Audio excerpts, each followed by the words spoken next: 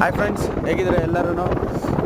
Sorry friends, ನಾನು videos upload ಮಾಡೋಕ್ಕಾಗಿರಲಿಲ್ಲ. ಅನಿವಾರ್ಯ ಕಾರಣ ಏನಂದರೆ ವೀಡಿಯೋಸ್ ಸ್ವಲ್ಪ ಡಿಲೀಟ್ಸ್ ಆಗಿತ್ತು. ಮತ್ತು ರಿಕವರ್ ಮಾಡ್ತಿದ್ದೀನಿ. ನಾಳೆ ನಾನು ವೀಡಿಯೋಸ್ ಅಪ್ಲೋಡ್ ಮಾಡ್ತೀನಿ.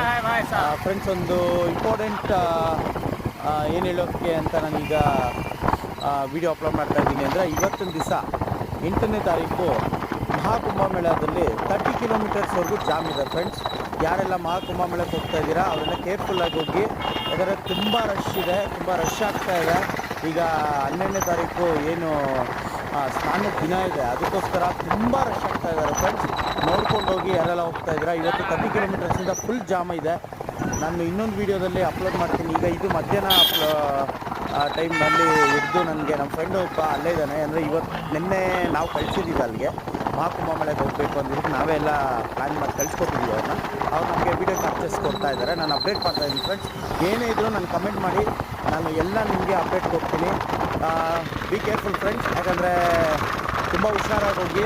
ಅಲ್ಲಿ ನೀವು ಇನ್ನೂ 12ನೇ ತಾರೀಕು ಆದಮೇಲೆ ಹೋಗೋದು ಒಳ್ಳೆಯದು. ಯಾಕಂದರೆ ತುಂಬ ರಶ್ ಇರೋ ಕಾರಣ ನೀವೆಲ್ಲರೂ ಸ್ಟೇ ಆಗಿ ಆಮೇಲೆ ಹೋಗಿ. ಇಲ್ಲಾಂದರೆ ಬ್ಯಾಂಗ್ಳೂರಲ್ಲೇ ಇಲ್ಲ ಎಲ್ಲೇ ಹೋಗ್ತಿದ್ರು ಇನ್ನೊಂದು 2 ಡೇಸ್ ವೆಯ್ಟ್ ಮಾಡಿ ನೀವು 13-14 ತಾರೀಕು ನೀವು ಮನೆ ಬಿಟ್ಟರೆ ತುಂಬ ಒಂದು ಹೆಲ್ಪ್ಫುಲ್ ಆಗಿರುತ್ತೆ ನಿಮಗೆ.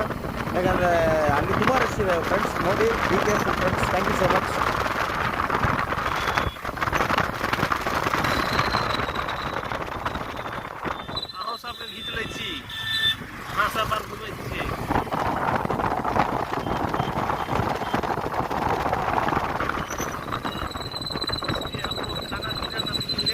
बैग में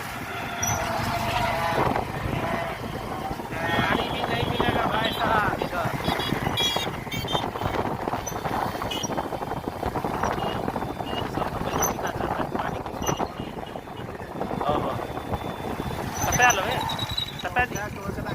क्या दबे चल ने सटान